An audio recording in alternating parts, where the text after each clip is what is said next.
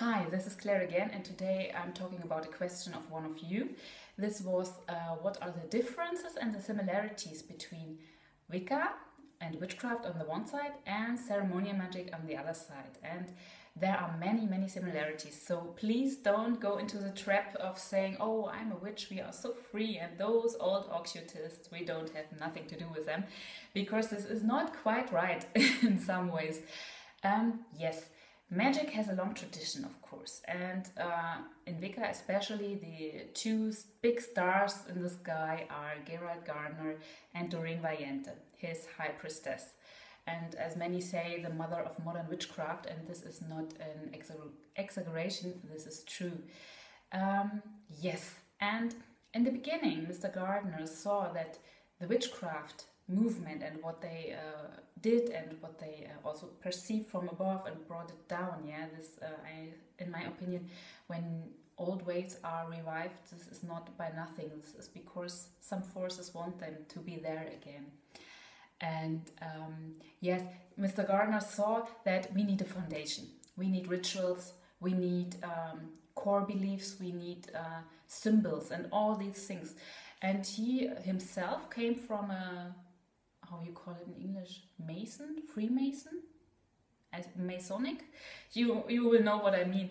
He came from this background, and Doreen Valiente also had experiences in ceremonial magic. She was very interested in that, and it was not easy to find books and information about that in that time. This is something I always admire when seeing Doreen Valiente, how she got all this information and how she traveled throughout England to get folk magic wisdom and all these things. She was a great lady. And yes, Mr.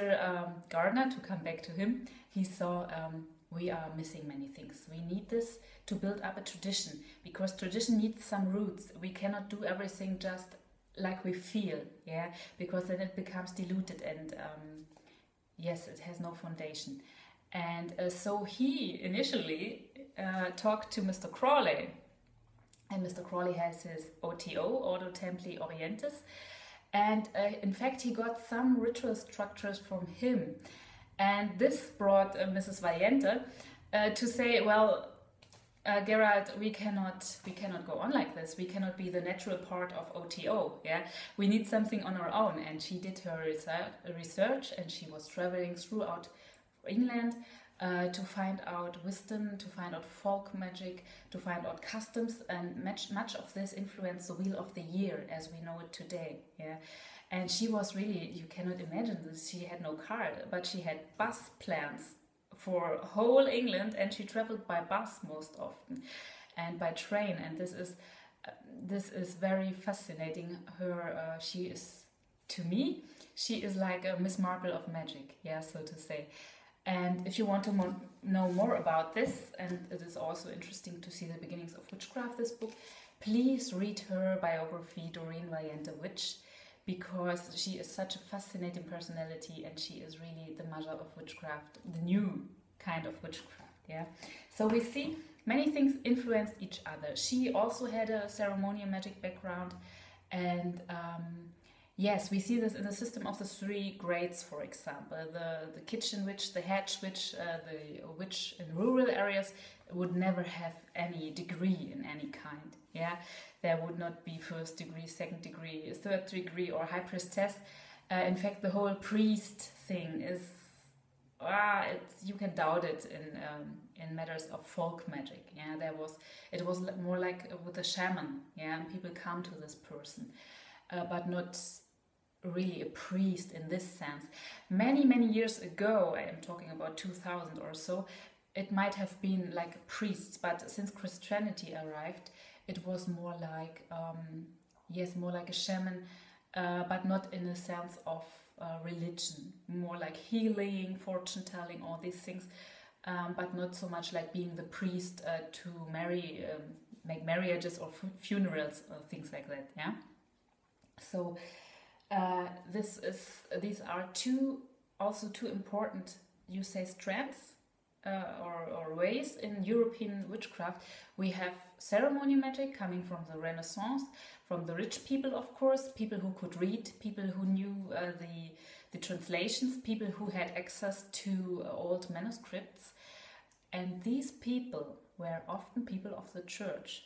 Yeah, this is something often forgotten today, but in fact, priests they had to take care very much to not to be persecuted because of that.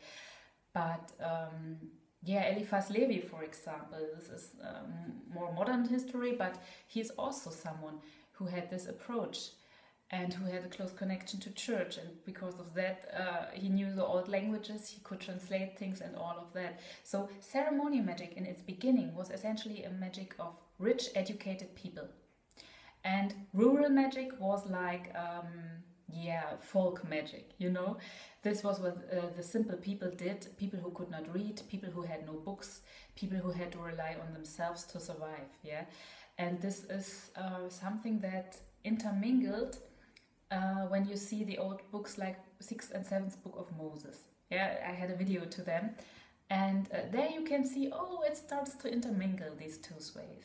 Maybe it also has to do with more people were able to read.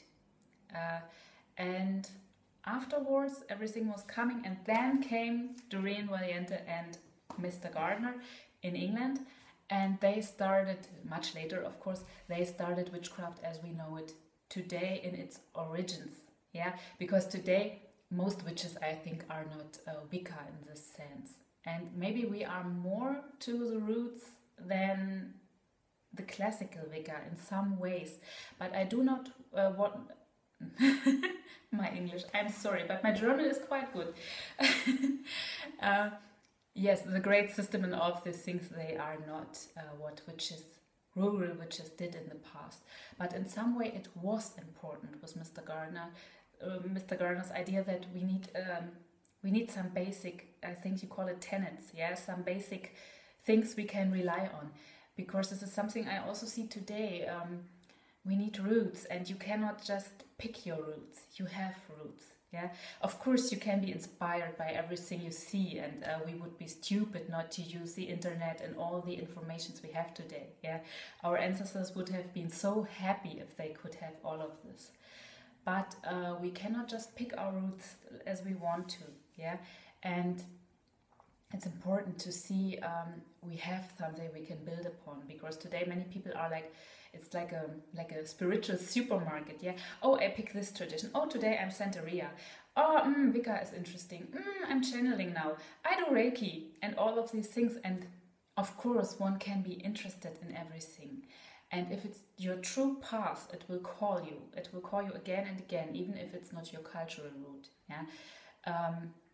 But please don't go into the supermarket mentality, yeah.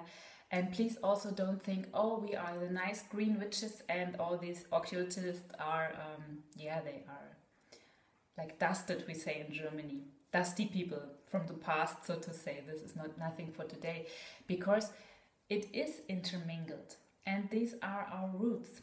And we cannot just say, I pick this, I pick that, because all the other ways, they have roots too, and people who think like this, when they come to the roots of other ways, they are also like, I don't know if I like it. I'm jumping to the next way, yeah? And so you get a spiritual hopper, as I call this, and this is not very helpful, because when you want to go into the depths, you have to stick to your ways. I'm not saying way, because many people are influenced by different ways, and this is totally okay, but don't be a hopper, yeah? So we can see we have roots. They are in ceremonial magic, they are in witchcraft, in both, yeah. Both influenced each other, both intermingled. In the past, not so much. There were the rich people with their magic, there were the poor people with their magic. But when Gerard Gardner mixed this, from this moment on, they are very much intertwined, I think you say. And this is until today, and it's not a shame, yeah. You don't are let's say a green witch, so to say, lesser just because you use something of ceremonial magic. There's nothing bad about it. Just use what works for you and what empowers you, yeah. So this was that topic. I have missed something. we have to say one more thing. A good friend of mine, he gave me this book, Wicca Magical Beginnings. It is from Zorita Deste and David Rankin.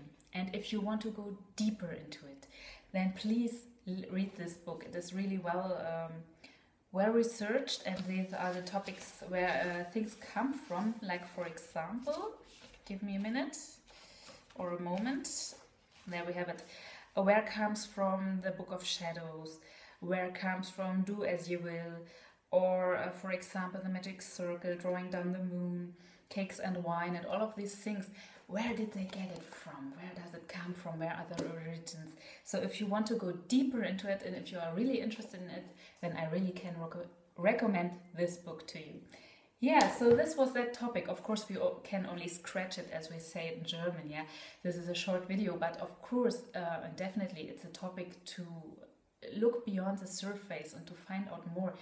Because, as I have said it, these are our roots, and it's good to know about them. Yeah, you don't have to practice them, but it's always good to know where one comes from.